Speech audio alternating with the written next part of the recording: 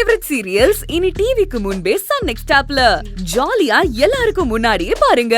இப்பவே Sun next ஆப்பை download பண்ணி சப்ஸ்கிரைப் பண்ணுங்க. எங்களுக்காக நீங்க எவ்வளவோ போராடுறீங்க. இதுக்கெல்லாம் நாங்க என்ன கைமாறு செய்ய போறோம்னு தெரியல அண்ணி. நீங்களும் அண்ணனும் தான் எங்களுக்கு கொலசாமி.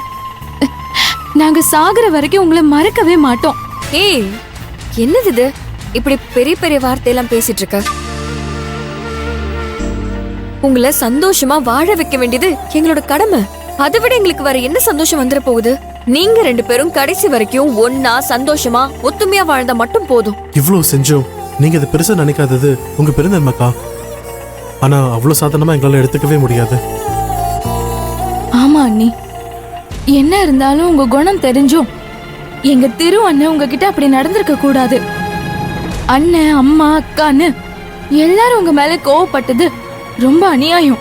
தப்பு செஞ்சது நான் தான். என்ன விட்டுட்டு எல்லா தப்பையும் உங்க மேல சொல்றதுதான் என்னால பொறுத்துக்கவே முடியல.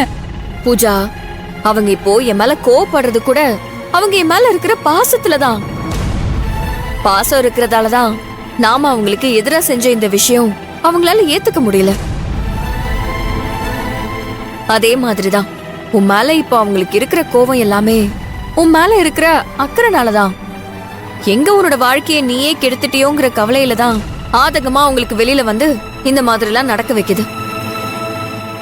காலமும் நீங்க வாழ்ற வாழ்க்கையும் தான் அவங்க கோவத்தை தனிய வைக்கும்.